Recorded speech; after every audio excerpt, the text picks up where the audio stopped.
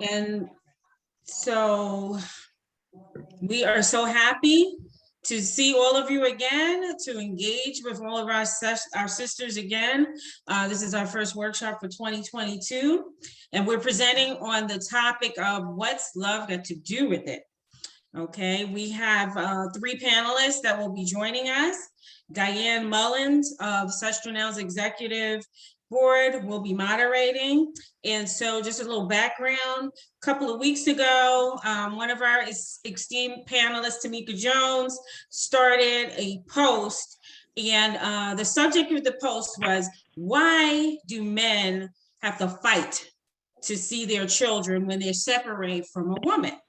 So tonight we will be discussing this topic because it sparked a lot of attention from the members, and there are women that were on both sides, some that sided with the men, some that sided with the women for their reasons for the dispute. So we're going to talk about it tonight.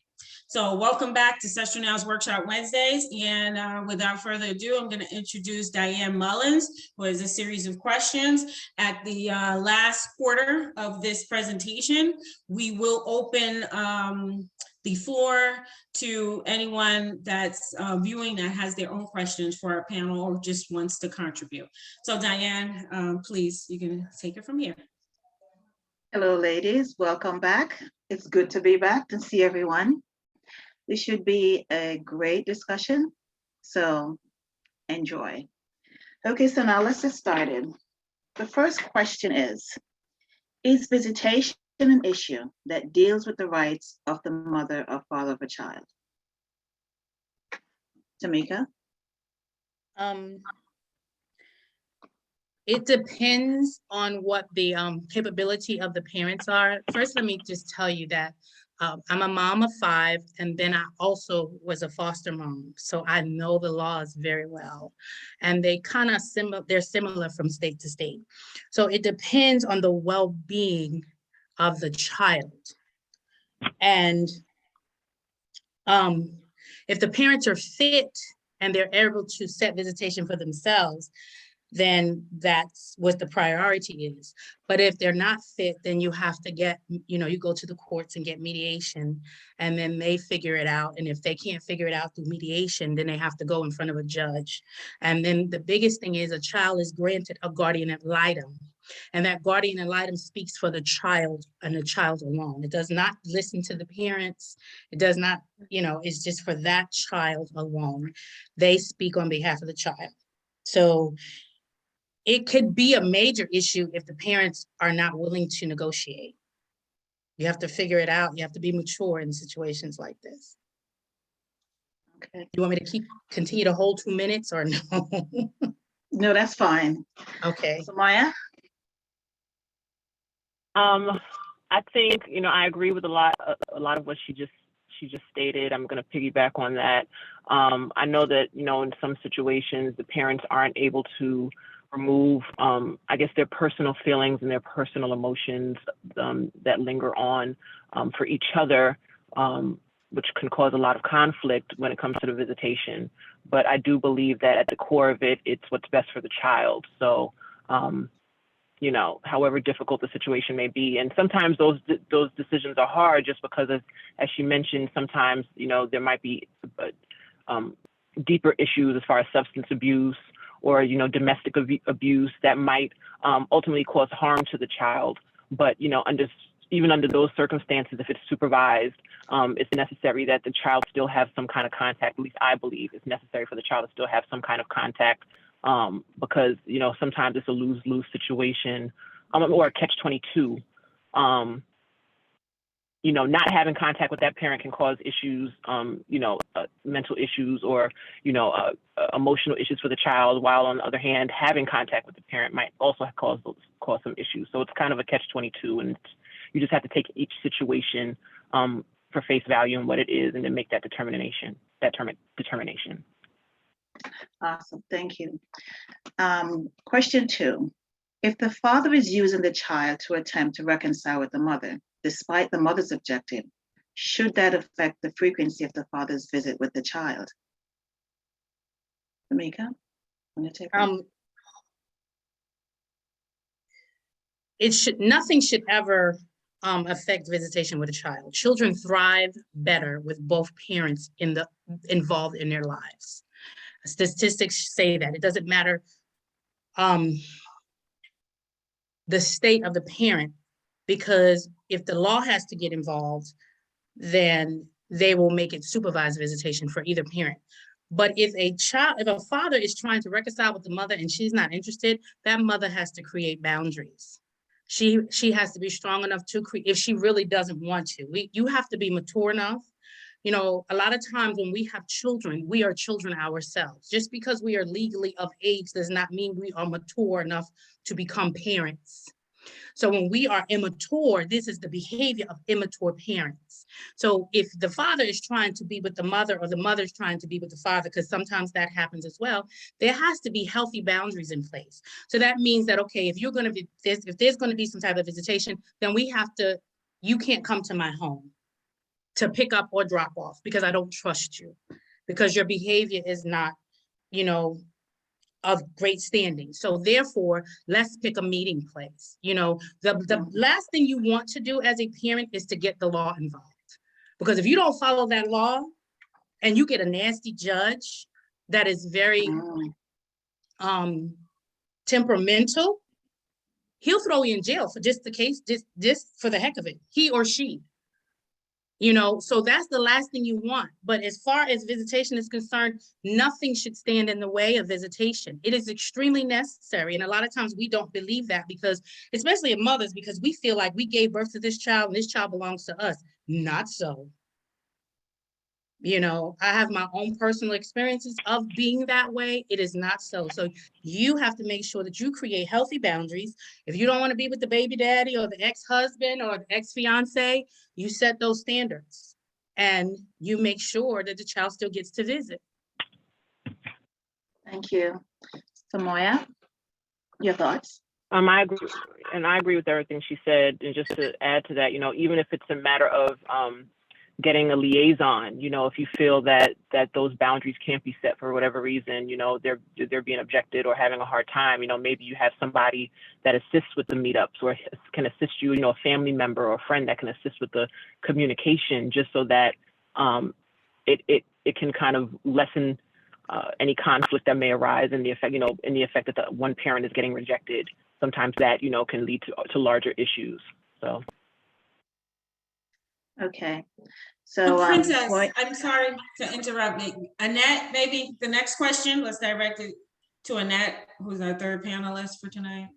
Well, I'm sorry, I'm in the airport and there's an announcement, but I just want to add a little something to it. What if that parent, they appear to not really be interested in the child, just using the child as a pawn? You want me to answer? yes. If the parent is really not interested in the child and then they don't show up, because of visitation or whatever that they set without the law, then that's that parent's loss. The child will be affected, because again, I've stated, and you can look at, after we're done with this discussion, you can go and look, you can search Google and everything. It is best that a child has both parents in their lives, because when they don't, the child does not thrive at the best of the capabilities.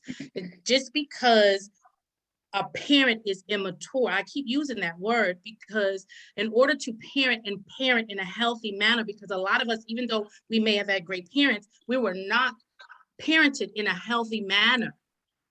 We look back as grown women, and being grown, there's a difference between being of age and being grown.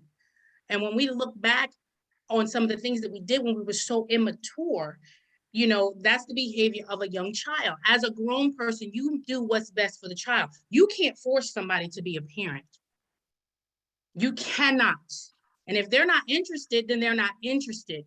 But you do whatever you can. And I think a lot of us believe in God some type of way. So we have some type of prayer life. That's when your prayer life comes in. And that's when you try to figure out, okay, what's the best remedy for my household and my child?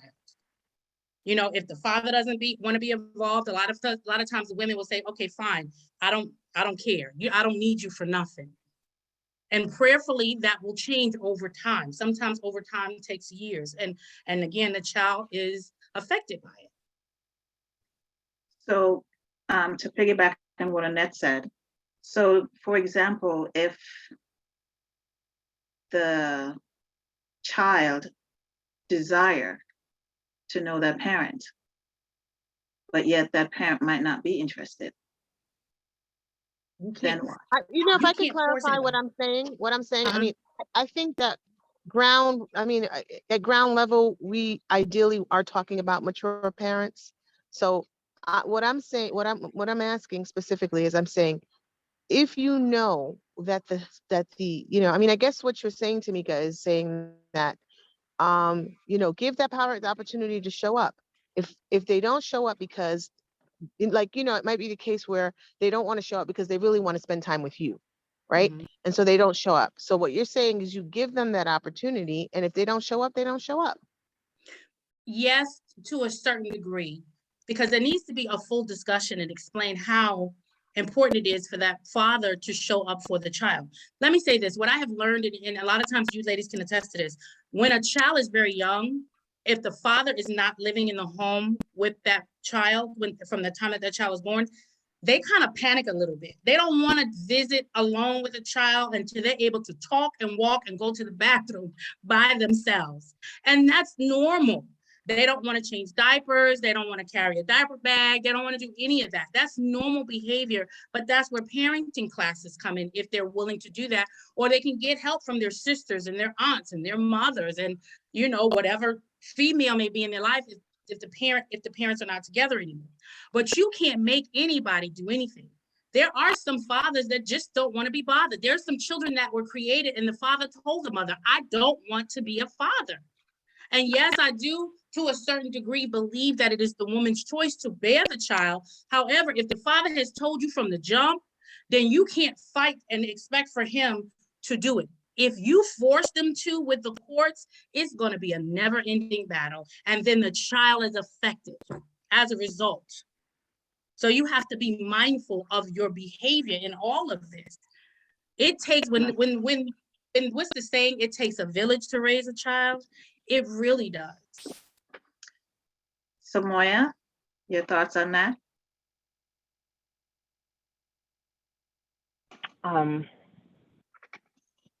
At the end of the day, I feel that the child is going to be impacted in this specific situation. The child's going to be impacted either way. I think it's up to the mother to make a choice, and as hard as it may be, make a choice as to what battle she's willing to fight, what battle she's capable of fighting, and what's best for the child. Because there's going to be some scars left behind, and some you're able to work through and guide the child through better than others. So, sometimes, you can't, like she mentioned, you can't force anyone to be a parent, but you can choose you can choose the best course of action for your household on how to deal with the situation so that it can have the least amount of impact on your child's mental health and how they grow. And work through those challenges or those, the disappointments. So it's tough, and there's no right answer. I don't think there's a right answer. I think you just have to look at your situation, pray through it, turn to your village, and see what your child is able to handle and what you're able to handle, and work through it. Okay. I just want to introduce Allison Watley, who's joining us. She's our SestraNow's resident therapist and the founder of Healing Oasis. If you're looking for any private therapy sessions, Allison is one of our Sestras and available to you. Just wanted to let you know. She's also on our marketplace. Oh, sorry, Diane. I just wanted to introduce her. No problem. So the next question. Some more I'm going to ask you to answer that. Which parent should bear the bulk of the burden when it comes to facilitating communication and or fostering a relationship between the child and the father.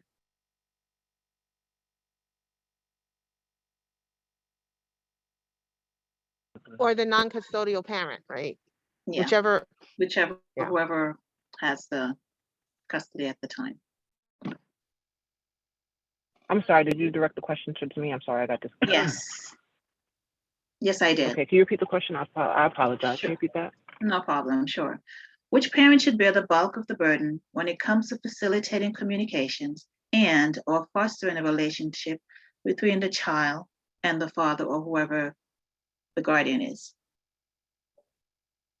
I've had personal experience with this when it comes to, dealing with my child's father. So, I've worked tiresome, I've been very diligent in trying to facilitate communication in my personal situation.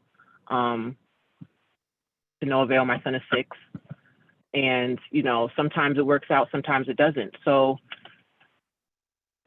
I think it's best to continue to leave the door open, but do not, exhaust yourself where you have nothing more to give,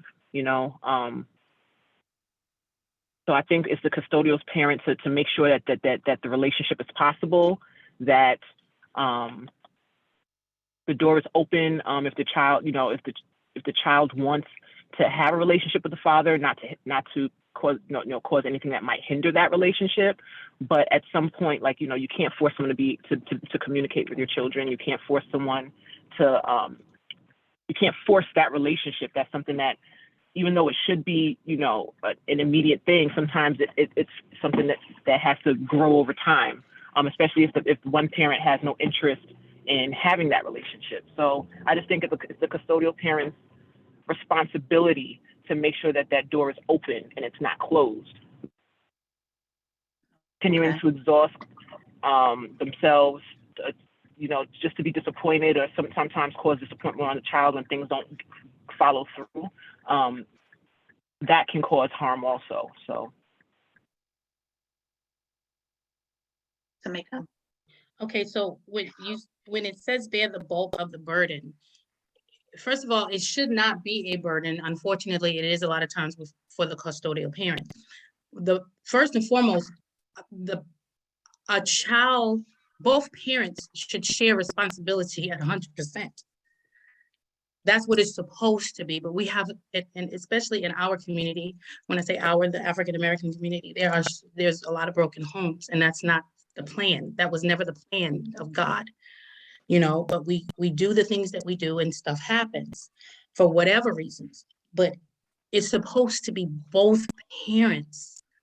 That's the part we forget a lot of times. And because the mother is usually the custodial parent, the mom is the one who has to deal with everything.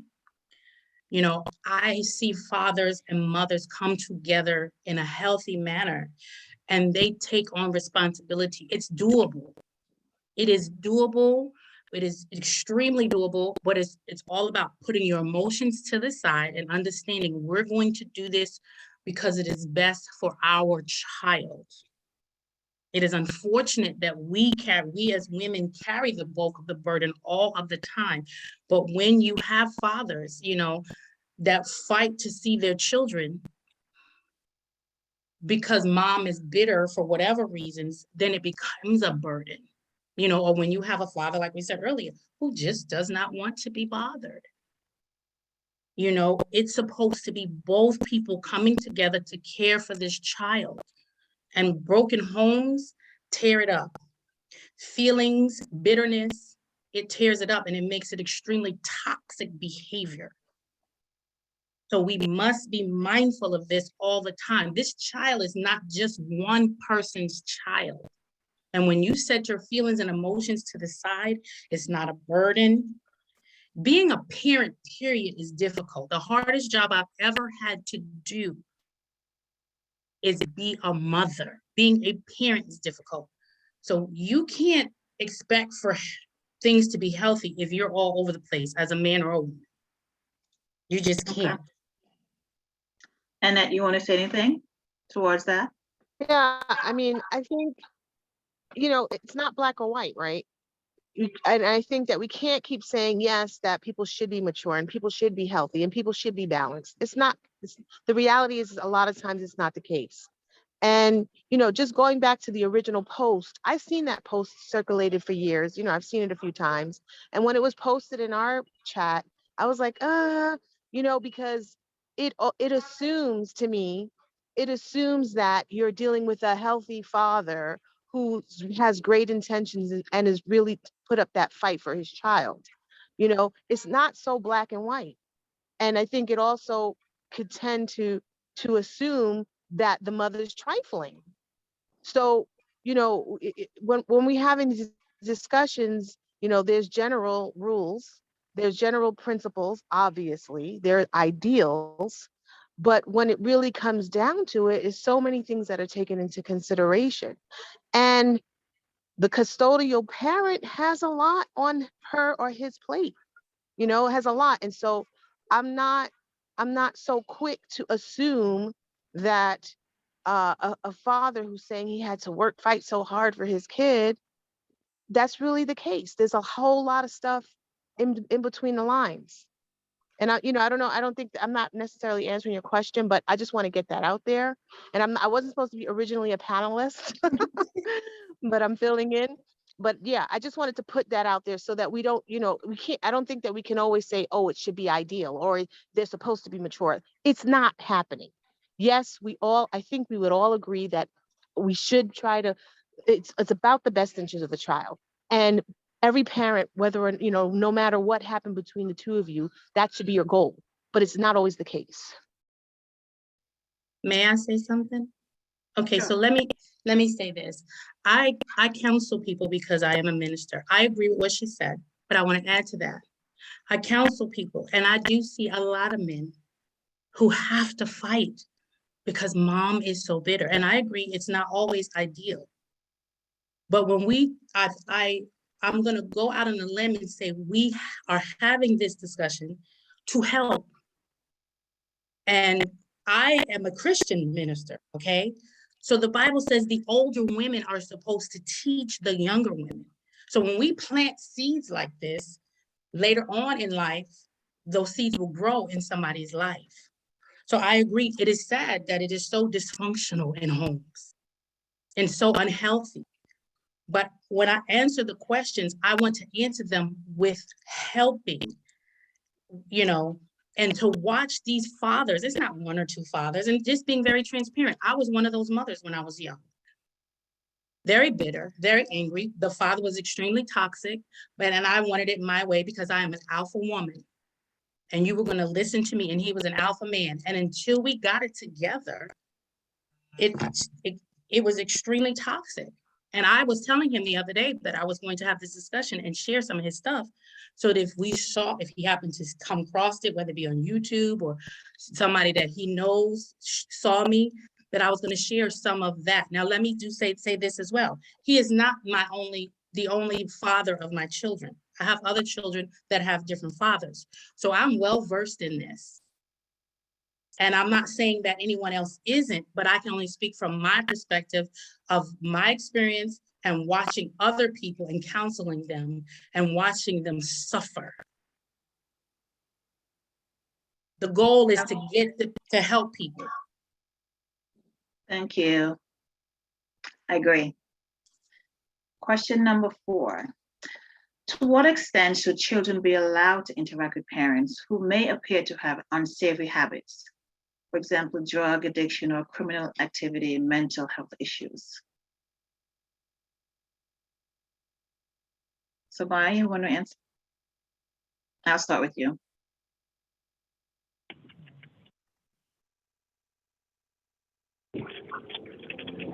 I believe that this is a tough one. I know a number of people who have parents who have substance abuse issues. And one thing that is consistent between all of them is that there's nothing that you could say to them, and there's nothing that you could have done that would have tore them or made them think any differently about their parents. Even though they went through what they went through with their parents, They wanted to be by them. They wanted to breathe, to be in their presence. They wanted to learn from them. They yearned that connection. So to, you know, being a person who hasn't dealt with that, it's very easy for me to say, hey, you know, they have an issue, the child needs to be protected. But at the same time, it's their parent. So you can't say that you don't know what's best for them.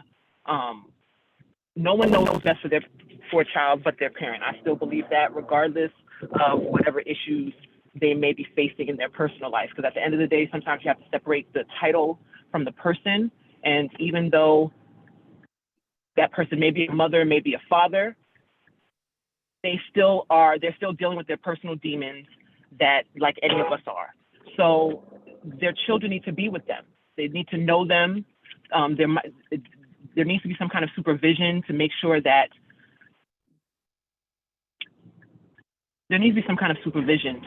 the children are safe in their interactions. But I still think that there needs to be some kind of connection.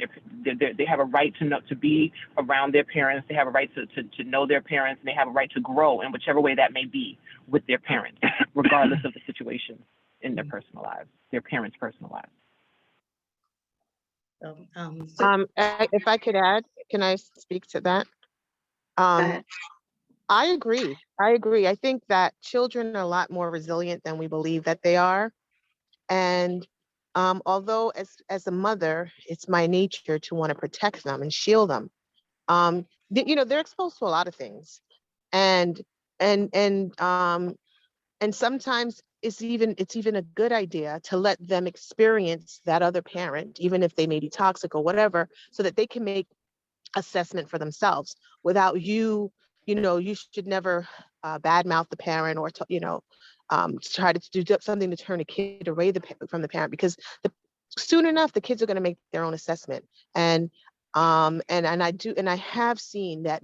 I have seen time and time again, no matter how bad, particularly a father, it could even be a mother, is, the children still feel that they would want to have that relationship, the connection, or you see it where the mother is a custodial parent, and no matter what, the kid still has an attachment or has a desire to be connected to the parent, no matter how bad no matter how bad their behavior is.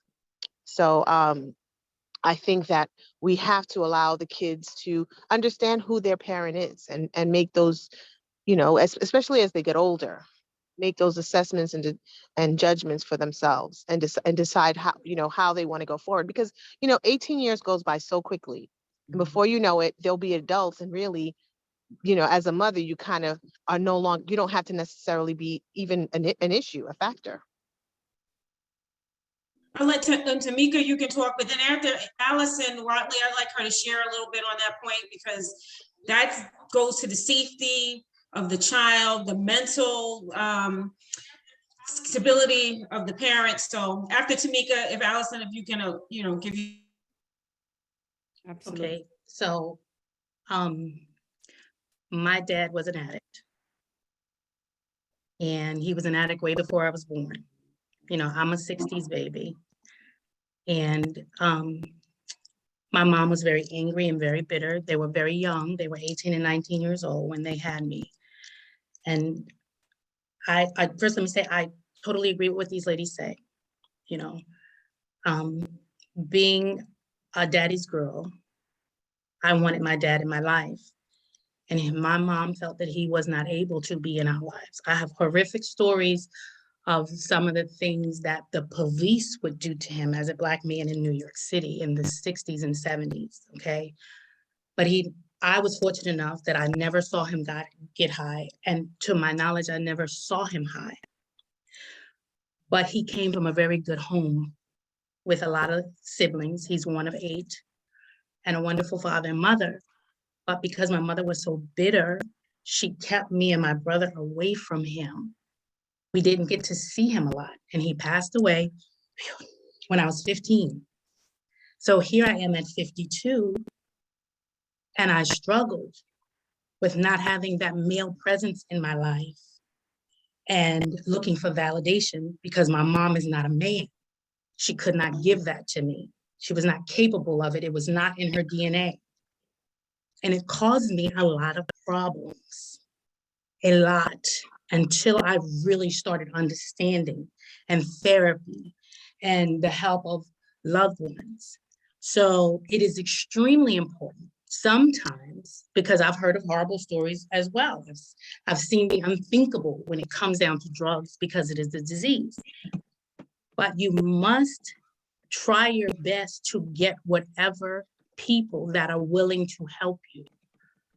Sometimes it cannot be done because the addiction is so strong that they would rather the drugs over the child or family. It's not just the child, but I am very grateful for the memories that I have, because 99% of those memories are good memories, you know? And as a mother now, my mom would dog my dad out in the front of me and my brother. So I was very resentful towards her for it. So as a mother, my children can never tell you that they knew when I was upset with their dads, but they could never tell you that I said anything bad about them in the front of them. So it is extremely important. Thank you. Okay, I'm agreeing with the ladies, because they're coming from a place of experience. They're coming from a place of being a mother and wanting better for their children. In the other side of that coin, however, as my sister said, Tamika, I believe it was, you have to weigh how diseased that parent is, how sick that parent is. You have to know how sick that parent is. Because if you're exposing your child to a very sick parent, be it mentally challenged, be it because of some addiction, you are exposing your child to very unhealthy behavior, which most of our children, if not all, children learn by behavior. It's not necessarily words. We learn a lot by watching, particularly boy children. And yes, we have to have a male presence in our home. And this is when, sometimes when we can't have that in the actual father figure, the father of the child, we need to put our sons around men who are healthy, be it in a church, be it in a boys and girls club, whatever, but putting them in a place where they are seeing healthy male presence being modeled, with also explaining to them why. As Annette rightfully said, our children are very, very resilient, but they are also very absorbing.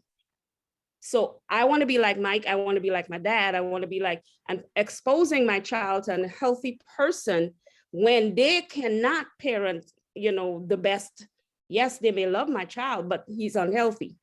All right, he or she's unhealthy. So no, in this conversation, no situation is cookie cut, none. We really do have to go on what you are experiencing as an individual, because Tamika had a dad who was an addict, but he had a healthy family. That's not always the case. So he may not, we have had stories where children are left with their fathers or left with parents, and the parents is shooting up in front of the child. So, you have to, as a mother, if we weigh in and the mother is the parent who has the child, you have to do some investigation. You got to know for certain. And you're right, put aside your own personal feelings of vendetta, because that's also hurting the child. When you're bitter, your child exposed to that bitterness and becomes bitter too towards the parent, and becomes remember, those children are going to become parents at some point. So they're going to model the same type of behavior, most probably, that you are modeling for them at that age.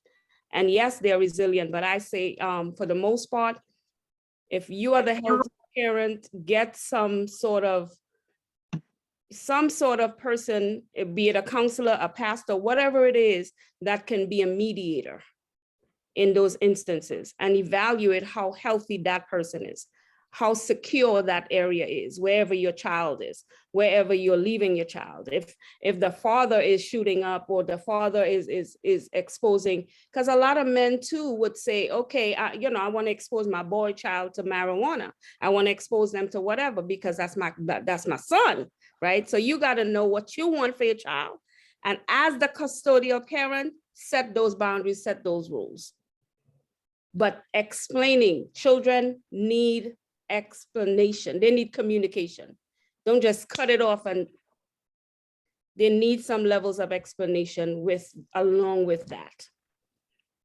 Can I just want to interject one thing? You mentioned that boys especially needs that male role model, and that they should at least try to find other male suitors. But my question is now, what if you've exhausted all of that and those same other people that you've chosen, boys club or whatever it may be, they also fail? Because sometimes they're there, but not for the right reasons. Because they might be there just to college kids, they're trying to get credits or whatever it may be, big sister, big brother, those things. And that doesn't work. You know, how as a counselor, what would you do say towards that? I know that's not one of the questions, but I'm piggybacking on what you just said about having a Right. male. Just 1 minute, because we're trying to catch all the other questions. Okay, more than likely, I wouldn't think that it's hard to exhaust all your resources. I mean, we could explore other resources. I come from a family I have brothers, right? So my brothers, my uncles, my whomever, as much as you can exhaust, look for the positive role model, whether it be somebody who is in the media. Our children on social media, exhaust every possible avenue you have to show them an example of. They may not necessarily be within their lives, but they can mentor them from a distance. Just exhaust every possible avenue we have. Okay, thank you. Okay, so we just cut down on the time because I'm watching the time. Should one partner be able to dedicate whether another woman or man is qualified to be introduced to their children? Tamika? No. No? If you're not together and you know that What do you mean by together? when you and the child's father are not together, Okay. as long as their new person is not hurting that child, you have no say-so of whether you want them around them. Remember what I said earlier, when we give birth to a child, we automatically feel that is our child. Even when you have a husband in the house, I've done it before. When my husband was in home, listen, mama bear is bigger than the papa bear and she will kill for her cubs. My ex-husband had just as much right as I did.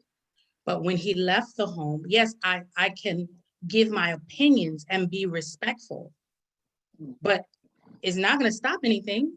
If the visitations are not supervised and I can't prove that that's significant or that other person that he's with, because he could be with 10 or 15 other women, or he could be with 10 or 15 other men. I don't have a say-so. Okay. I'm coming from the law. Now, have I changed circumstances because of my prayer life? Oh, you better believe it. Okay. But you really don't. Everybody's not going to agree, but you don't. Okay, thank you. Samoya? I agree that if you are separated with the child's father, that you just have to at the end of the day, you made the decision to have children with this man. So at some point you trusted his decision making. At some point you trusted him enough to let him into your space. That shouldn't change now that you're separated. All of a sudden his decision making skills went out the window now that you're separated. You just have to pray about it and keep that line of communication open with the father so that he feels comfortable to share the things that are going on in his household with you, as far as the and feels comfortable at some point. Sometimes when you push back, that's where the communication stops and you don't know what's happening, and there's that line of communication with the person that he's dating is now closed as well. So you have to be open and be willing to put your feelings aside, keep that communication open with your child as well. Don't force, don't feel like he has to tell you what's going on in the house, but he should be able to come to you if he feels unsafe or if someone's bothering him or if that partner is doing something that is impacting him in a negative way. But I don't think you have any say-so as to Okay, whether or I not just the want person to, that they're dating. okay, I want to skip down and ask one more question here. Should a parent get to see their child if they're even behind child support? Just a one at yes or no, because we're Yes, pressed for time. yes. So I say yes. Savoya?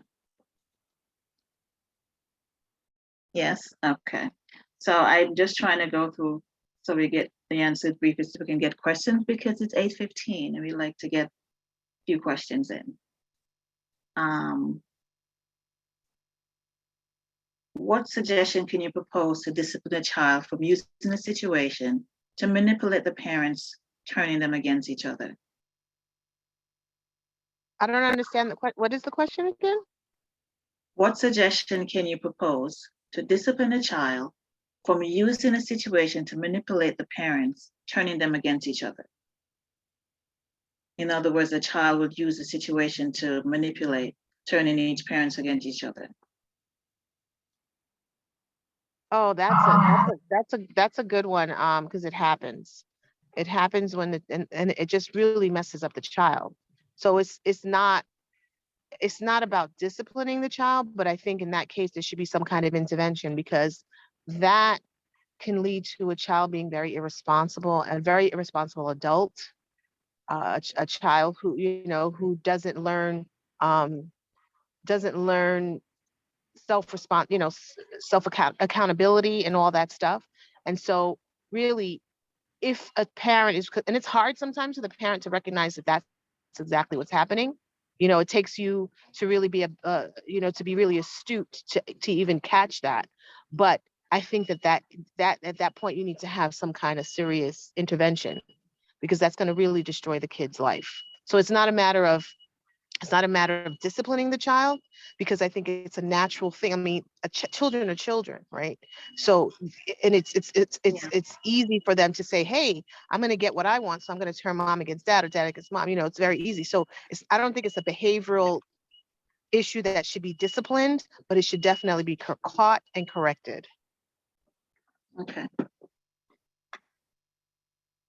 All right, so let's just answer a few of the questions. There's one in the chat that Carol asked.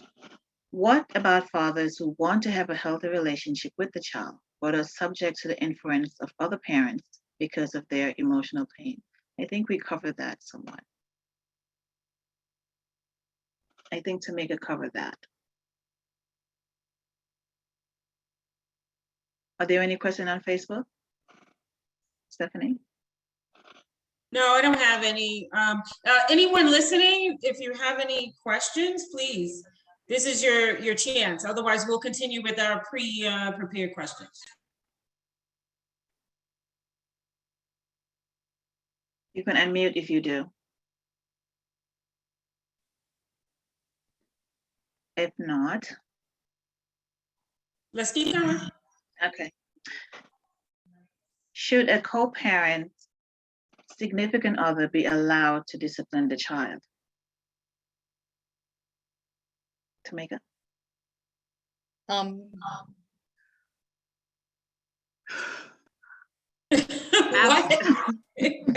Okay, see, I can feel And I everybody can and just everything. I can add that in with the grooming as well. That Okay, the so discipline and the grooming and all of that yes, together.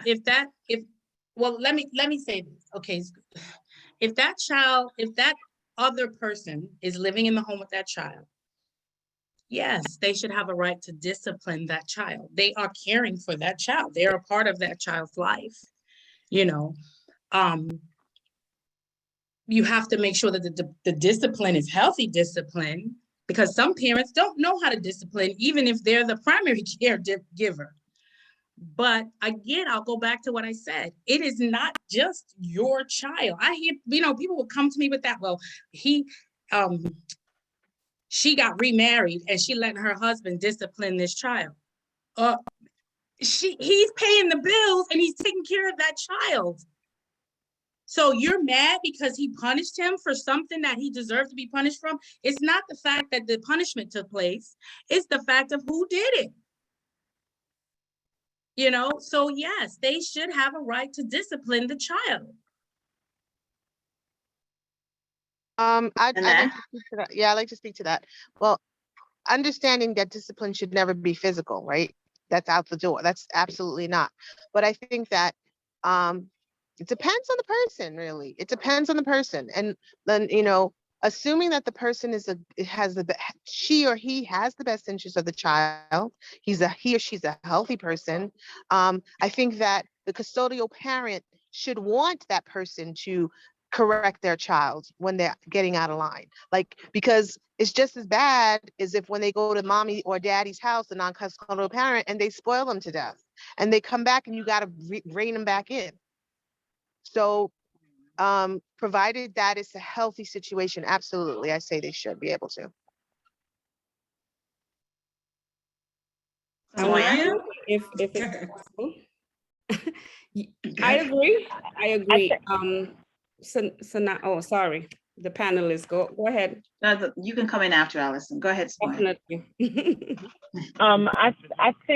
I think there are levels to discipline, and I think that it's important that there needs to be a partnership, because it's important that one parent or the co-parent doesn't undermine what the parent who's not in the home, how he chooses to discipline his child when it comes to certain situations as well. So I think it's something that needs to be discussed up front prior to it happening, to make sure that there's no, that everybody's respected in how they choose to discipline the child, and that everybody's on the same page. Because at the end of the day, everyone wants the same. Wants the child to be healthy and have healthy habits, but it's something that needs to be discussed so that there isn't any gray areas, that everybody understands what roles they're playing in the child's life, and that includes discipline. Okay. That right Okay, there go ahead, Allison. is key. That right there is key. Samaya, I think, yeah, she said it best. When we have situations where we are sharing our children, right? One of the best ways to get around a lot of these little things that usually tend to create big problems is to have first of all, if you could have a discussion up front with the father, right? Be separated.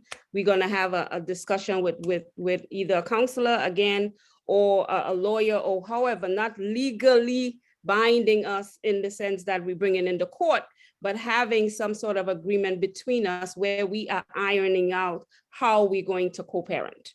So if I'm going to co-parent like this, I know for a fact, if I send my child to his father, that he is going to be treated the same way that most likely I'm treating him at home. And that will apply to if he can introduce women or men, whatever his preference is, to my child, because that will be something we will have agreed upon, how that child is disciplined, how that child is treated. All those things are agreed on and that involves having, and we're talking about healthy parents, as Annette said, we assuming that we are healthy enough to have a logical conversation. And yes, those things, it sounds ideal, but it's things that we as a community should aspire for and get those, where we can have this discussion and say, this is how we're going to do it. We don't got to like each other. We don't got to be with each other at all, but this is how we're going to do it. And if we deviate from these boundaries, whether I deviate or you deviate, there are consequences, and we have to come to the plate or the table as women, if we, with being able to vocalize how we want our children, how we want our lives to pan out. And, and I know it sounds cliche, it sounds ideal, like I said, but it's doable. My sister Tamika said it earlier, it is doable, because we got to get actively involved, not sitting back and allowing things to happen, but being proactive. Okay. So in closing, because we have 6 minutes, I just want to ask one last question, and then you can just close out. Please give some tips on how a parent could set boundaries for any parent who is manipulative, narcissistic, I can't say that word, tendency, short of preventing them from visiting their child.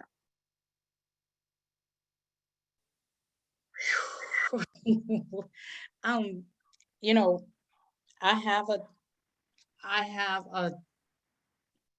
child's father who was extremely manipulative, who was it was terrible. And unfortunately, we had to go through courts and mediation, and there was a lot of fighting, and it was terrible. I had to stand my ground, but I never stopped him from seeing his child. You know, wait, let me back up. Let me rephrase that.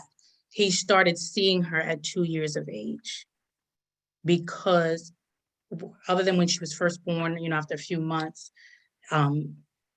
so he didn't see her for about a year or so. So, and she's 22 now.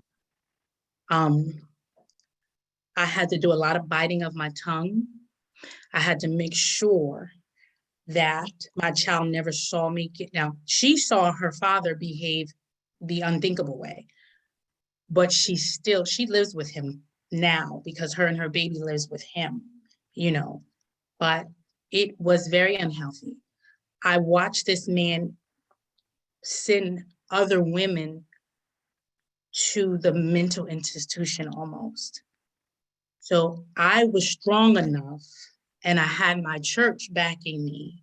And at that time, my then husband, because he dealt with him, opposed rather than me, which I was very grateful for because he needed another man to see, you're not going to treat my wife this way.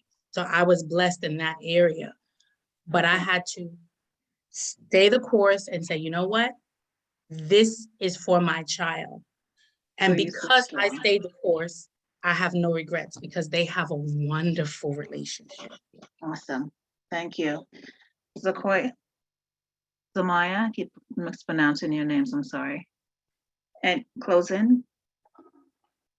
I think that one piece of advice I would give is to not react off of your first emotion. A manipulative co-parent. My son's father is. I've had to learn not to react off of my first emotion and to take a second, sometimes a few seconds, a few days, to respond, just so that I was responding in a healthy way, not to add to the issue. I've gotten into a space where the things that he does doesn't affect me, and I'm able to make decisions in a more healthy way due to that. So don't react off of your first emotion. Take a second, gather your thoughts, and if you need to, like I said earlier, if you need to involve a third party to kind of act as a buffer, sometimes that helps. So that because sometimes it can make you feel like you're going crazy, and this person also has to have your child's best interest at heart and not be biased against the other person, but just to make sure that the communication remains healthy and that the boundaries are adhered to. Thank you. Annette?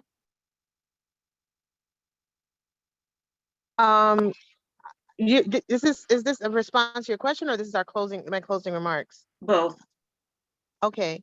Getting back to the post, I really appreciate Tamika. I kind of saw what she was doing. It's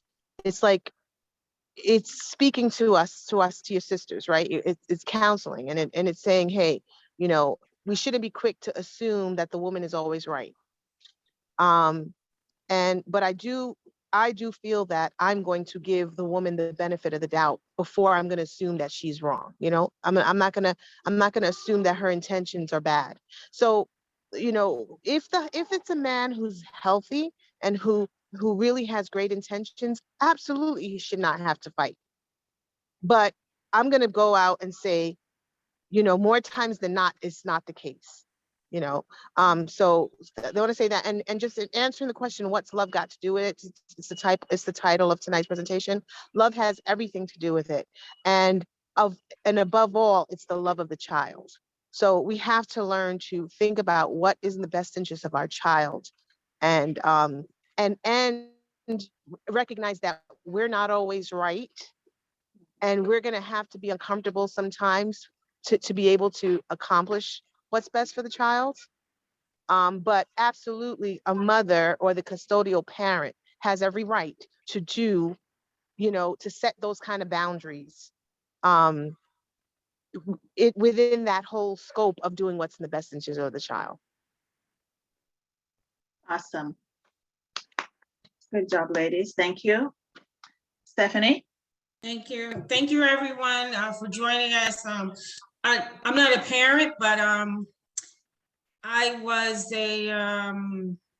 married to someone and basically helped raise their daughter on the weekends and for twice a month. And now she's a grown woman with her own kids. And I would like to think, she's actually my Facebook friend, right? I would like to think that I wasn't bad, right? However, because of the dynamic between her father, who was a good father, right? And the mother, who, I'm not just saying that because it was his baby's mama. For some reason, she just couldn't stand me. So I'm saying this to say that I disagree with the comment that more than likely, the mother's right. You know what I mean? I think that, to be fair to men, a lot of times is a good man who's moved on and that woman just doesn't like it. So she makes things difficult.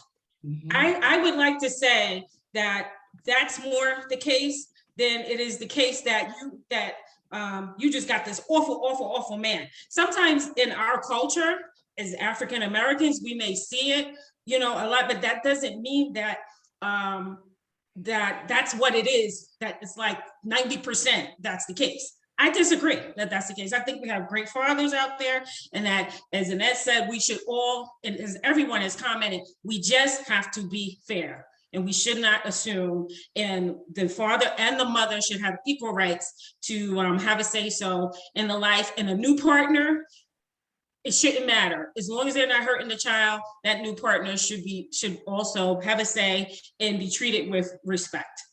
And I just want to end there and thank the moderator, Diane Mullins. I want to thank Allison Watley for joining us, Judelia, also of our executive panel. Angie, thank you for showing up. Sumaya and Tamika, thank you for being a part of our panel. Carol, thank you for showing up. Everybody on Facebook Live, thanks for showing up. And please look out for our next, SestraNow's next workshop Wednesdays. And over the next 30 days or so, we should be making some announcements. So please keep your eye out, and everyone have a great evening. Thank you. You ladies have a good night. Thank you, Thank you, ladies. ladies. Thank you. Have a wonderful evening. Having Thank you. Bye-bye. Bye-bye. Thank you. Good night.